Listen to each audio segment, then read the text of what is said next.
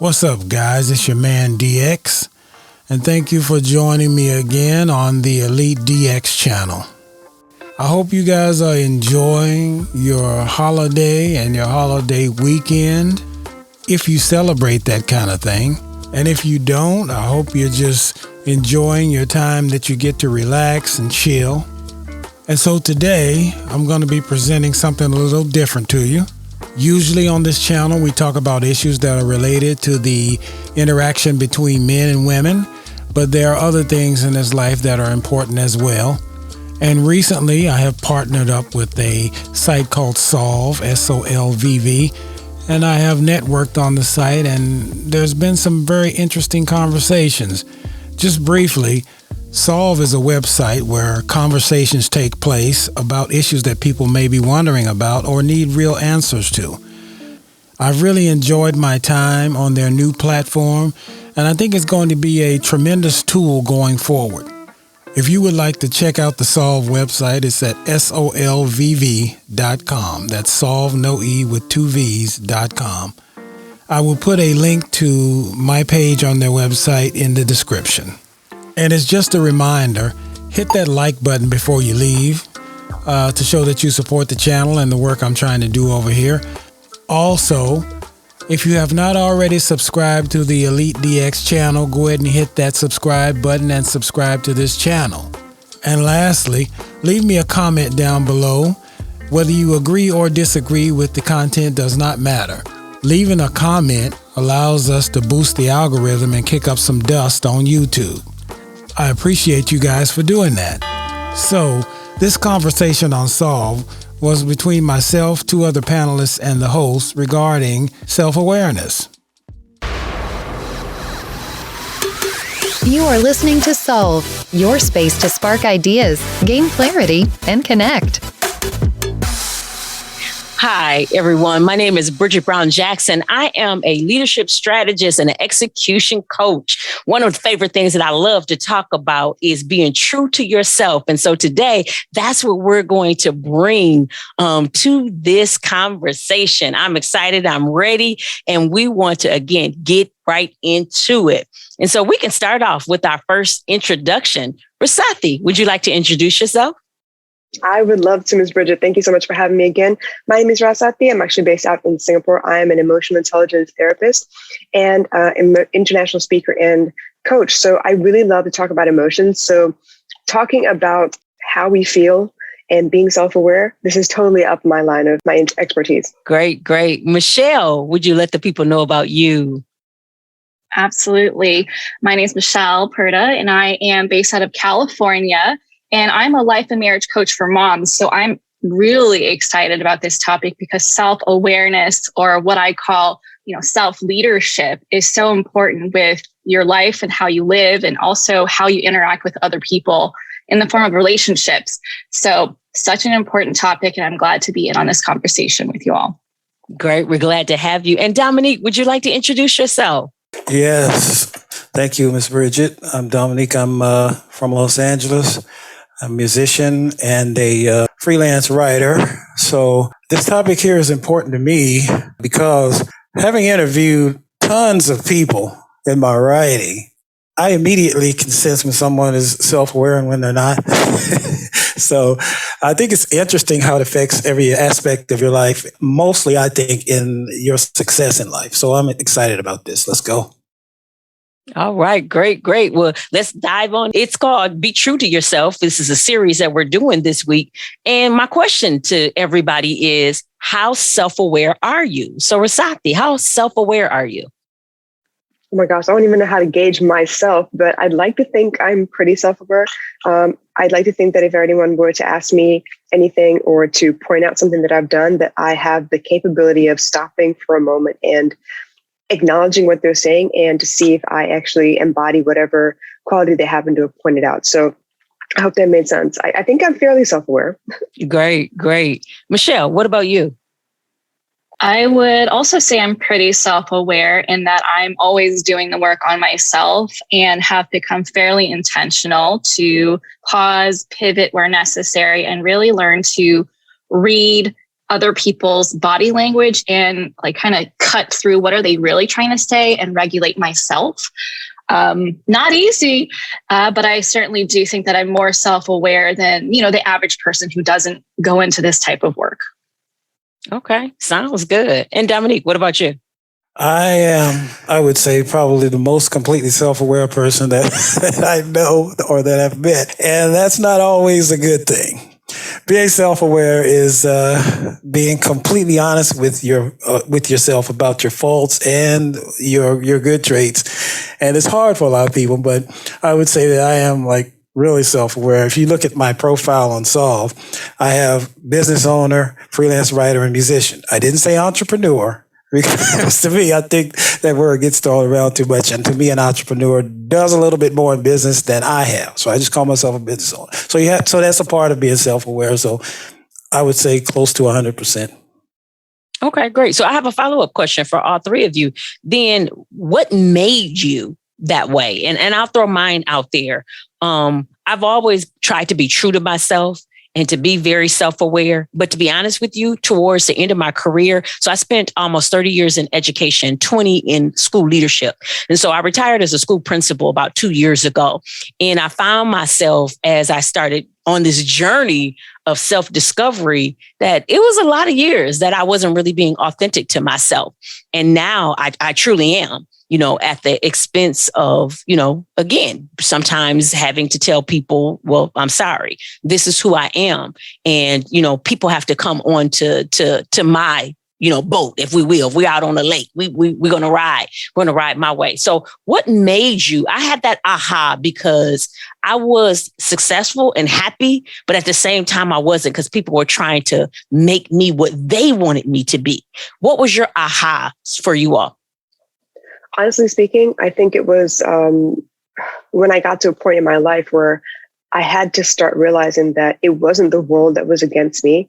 I was doing some things in my life that was causing people to react the way that they were. So it was a moment where I had to really get honest with myself about, okay, how much control do I have about what's going on in my life? And where can I actually own up to some of the mistakes I was making, some of the behaviors I was exhibiting so that I could get out of my own way almost. So I think that's where it happened. It's not a specific time or place, but like a period in my maturity, I guess, where I realized that people aren't against me, they're for themselves. And so I need to kind of get honest with myself about what's actually happening in my life so that I can move forward. Oh, I like that, Rosati. I just took something from there. What about you, Michelle? Yeah, very similar to Rosati's experience in that it was relationally based from why am I reacting the way that I am? Why are other people reacting the way they are whenever I do certain things? And I have a psychology background. And so I've always been fascinated by why does X lead to this type of behavior? So being able to become more self-aware has really enhanced my experience of relationships with friends, with family, with my husband, with my kids. And now I teach it to my clients. And so it has everything to do with how I grew up and how I interacted with the world. Oh, I love that. And Dominique? I wouldn't say there was one big aha moment, but I would say there's been a series of aha moments in my life, and it's just deepened my intensity of self-awareness and resolve to be as honest with myself as I can. I won't go too much into detail, but one of the points was when I was about 22 years old, 23 maybe, and I was working for someone who was a multimillionaire.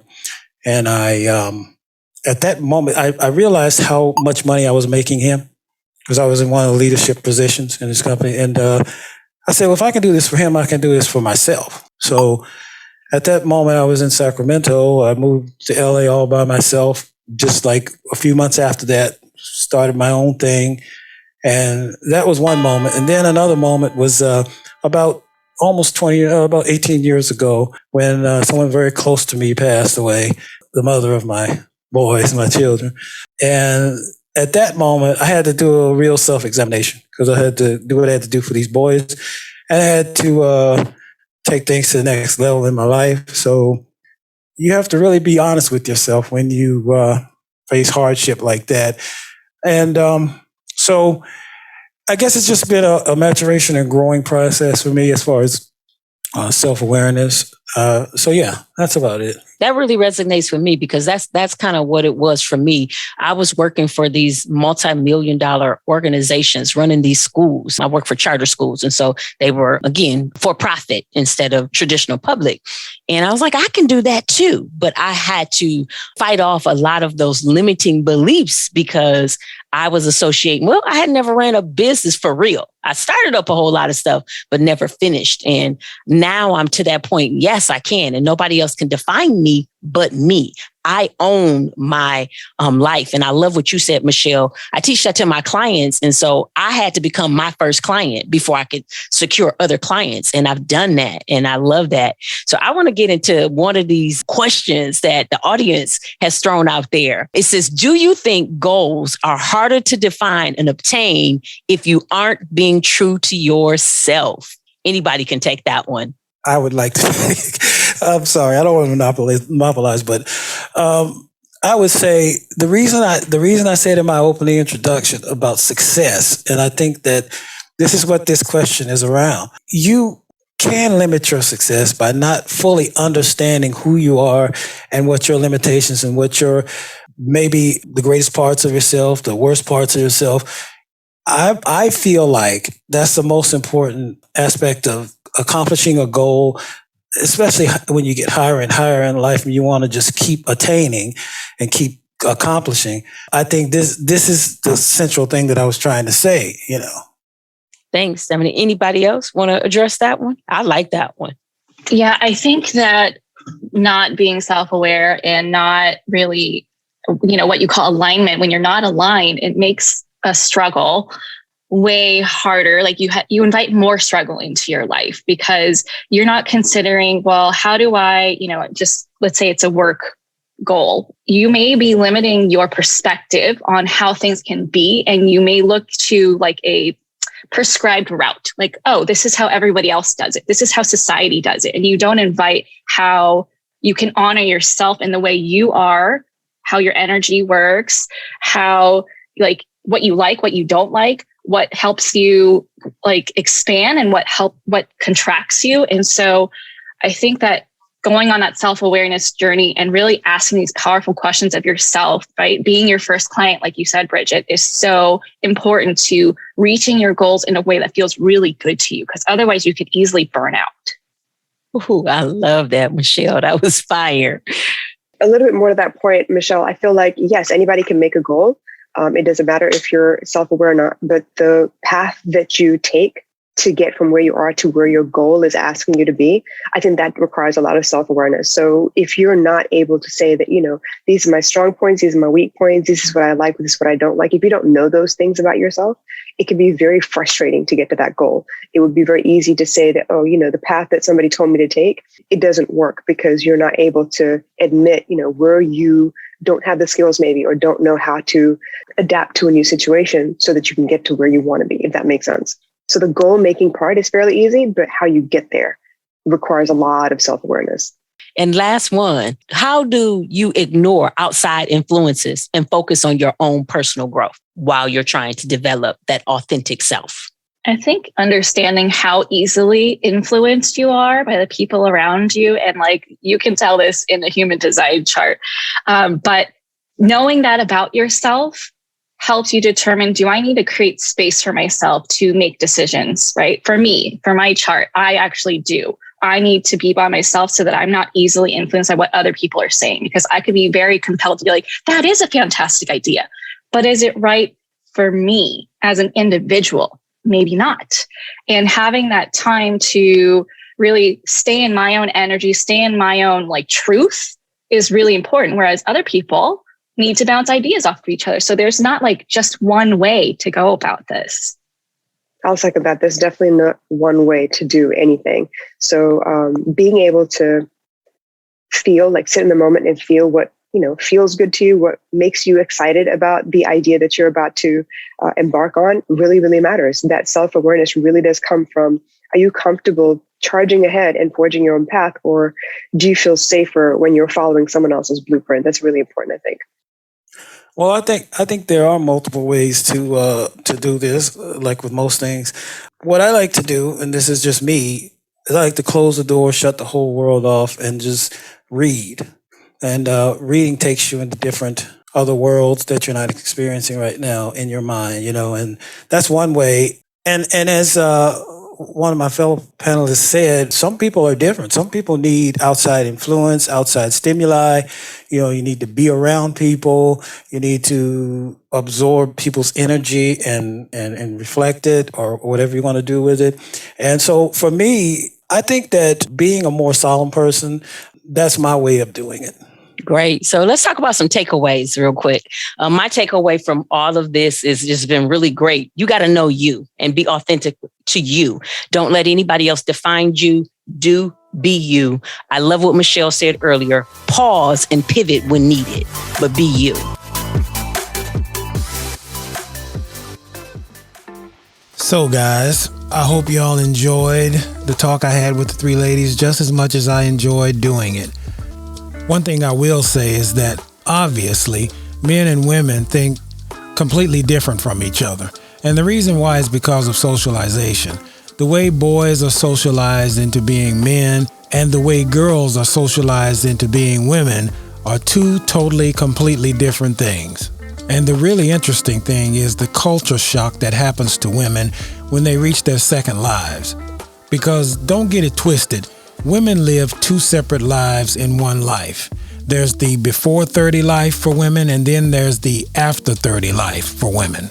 What I mean is that girls are raised into adulthood with the notion that everything that happens to them is somebody else's fault, or there are circumstances and things beyond your control that mean that you're not at fault. And they are taught to not claim responsibility for anything. And they get away with that until about the age of 30 or 35. Whereas as men, we know that from day one, everything falls on you, on your shoulders. It's up to you. If you don't achieve something in life, it's your fault. No questions and no excuses. And don't get me wrong, I'm not necessarily blaming these women for any of this. As people, we are all victims and or beneficiaries of our parents, our peers, and the society that we are raised in. It's just interesting observing women trying to learn how to cope with a whole new reality of life after 30. And with that said, guys, I guess that's it for me. Go ahead and smash that like button for me, or the dislike button if you didn't care for it. Either way, it's all good. If you're new to this channel, go ahead and hit that subscribe button. Also, y'all hit me up in the comment section below so we can try to move this YouTube algorithm. And as always, until next time, this is your man DX, and I am out.